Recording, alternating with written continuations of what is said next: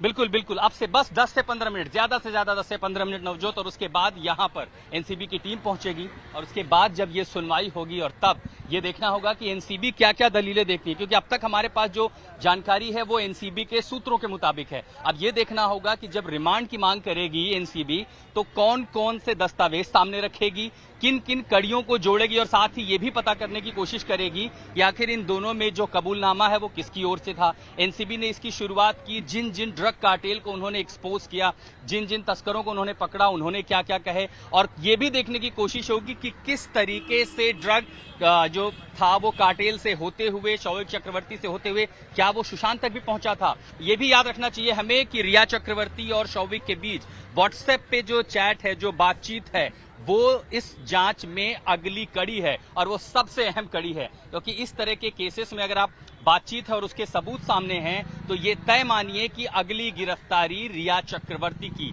आज नहीं तो कल, लेकिन ये होना फिलहाल तय है और इसीलिए नजर इस कोर्ट में होगी, मेरे ठीक पीछे किला कोर्ट पे, कि आखिर दलीलें एनसीबी क्या क्या देती है। अगर उनके दलीलों में आधार है, सबूत है, बातचीत है, एविडेंस है, तो ये मानिए कि उन्हें आगे जो प्रक्रिया है उसमें और आसानी होगी और जांच एजेंसियों के हाथ फिलहाल इस पूरे मामले में सबसे पहली बड़ी सफलता होगी। और इसमें आशुतोष, इसमें देखिए सबसे बड़ी बात ये भी होगी, पहली बात तो ये कि शौविक जो कहते हैं कि रिया के कहने पर खरीदी, दूसरी बात जो चैटिंग के जरिए बातचीत सामने आई है, तीसरी बड़ी अहम बात दीपेश का रोल सबसे अहम हो जाएगा, क्योंकि यहां से कड़ियां अगर जोड़नी है तो वो सुशांत के साथ जोड़नी है। कहानी वहां से शुरू हुई थी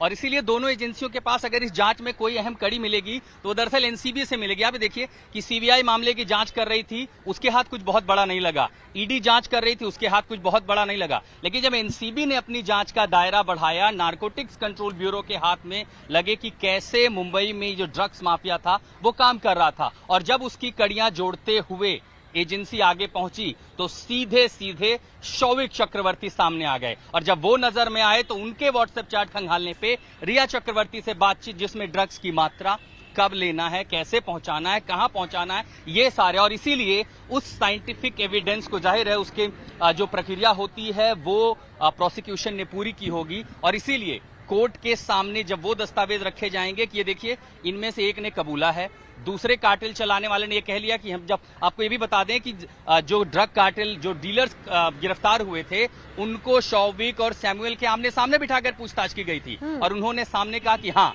मैं इनसे मिला था, इनको ड्रग्स दिया था। सैमुअल ने कबूल भी कर लिया, और एनसीबी एक्ट में, एनडीपीएस एक्ट में दरअसल कबूलनामा एक एविडेंस माना जाता है, और इन सब आधार के साथ दस्तावेज, और सबसे महत्वपूर्ण वो व्हाट्सएप चैट जो रिया चक्रवर्ती और शौविक के बीच हुई है, ये अपने आप में सबसे बड़ा कबूलनामा है, जिसके बिना पर एनसीबी 4 दिन के लिए रिमांड मांगेगी। अब रिमांड मांगने पे क्या होगा? आशुतोष 10 मिनट का समय बता रहे थे, मेरे ख्याल से 3 मिनट हो गए हम और आपको बातचीत करते हुए। जरा जल्दी से मुस्तफा से अपडेट लेते हैं, वक्त कितना लगेगा अभी किला कोर्ट पहुंचने में, मुस्तफा?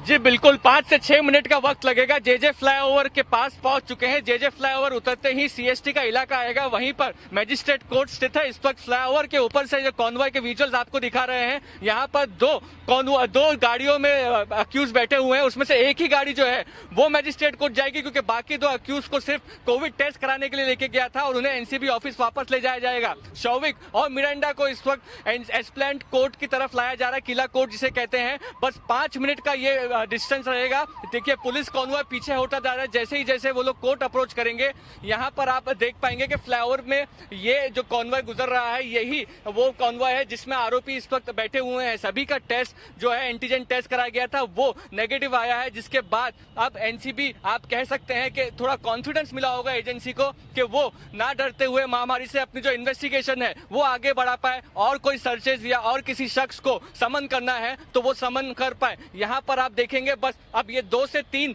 मिनट का डिस्टेंस रह गया है। यहाँ पर जैसे ही फ्लाईओवर खत्म होता है सीएसटी, और वहां से मजिस्ट्रेट कोर्ट, जहां पर माना जा रहा है 5 से 6 दिन की कस्टडी की मांग एनसीबी करेगी। बिल्कुल, मुस्तफा लगातार इस कॉन्वॉय को फॉलो कर रहे हैं। बस कुछ ही क्षण में आशुतोष सुन रहे होंगे आप भी, क्योंकि वहीं पर पहुंचना है, किला कोर्ट में ही पहुंचना, और वहीं पर आशुतोष आप भी मौजूद हैं। वहां पर 3 से 4 मिनट का वक्त अभी और लगने वाला है। आशुतोष, और सीधे इसलिए आपको उसी तरफ लेकर के चलते जहां से आपको उस जो ये पूरा कैवलकेड आ रहा है एनसीबी का, जिसमें दोनों आरोपियों को लाया जा रहा है, उसकी पहली झलक दिखाई देगी। और लगातार इसलिए आज नजर है क्योंकि आज एनसीबी के लिए सबसे महत्वपूर्ण दिन है। पूरे सुशांत सिंह राजपूत जो आत्महत्या का केस है उसमें इसलिए भी अहम है क्योंकि अगर आज एनसीबी को रिमांड मिलती है तो ये अपने आप में एक सबसे बड़ी बात होगी कि अदालत भी उन एविडेंस को गंभीरता से देख रही है। और अगर ऐसा होता है तो ये भी मान लेना चाहिए कि एनसीबी के हाथ जो तथ्य लगे हैं, जो एविडेंस लगे हैं, वो इतने मजबूत हैं कि उससे एनसीबी का हाथ, एजेंसी का हाथ सीधे रिया चक्रवर्ती तक पहुंचता है। लगातार वो कहते नहीं कि ड्रग्स नहीं लेती थी, ड्रग्स से कोई लेना देना नहीं था, और जब एक बार ऐसा मामला जुड़ता है तो जाहिर है आगे कबूलनामा आसान होगा। ये भी हो सकता है कि एनसीबी आने वाले दिनों में शौविक चक्रवर्ती रिया को आमने सामने बिठाकर पूछताछ करे और सीधे आपको कैमरा उस तरफ लेकर के चलते हैं जहां से किसी भी झलक शौविक चक्रवर्ती और सैमुअल को लेकर एनसीबी की टीम किसी भी क्षण आपको इस कैमरे में दिखेगी। बिल्कुल बिल्कुल आशुतोष, लौटेंगे आपके पास, लेकिन तस्वीरें लगातार दिखाते रहिए। उधर मुस्तफा लगातार इस गाड़ी को फॉलो कर रहे हैं। और तीसरी बड़ी और अहम खबर, अहम तस्वीर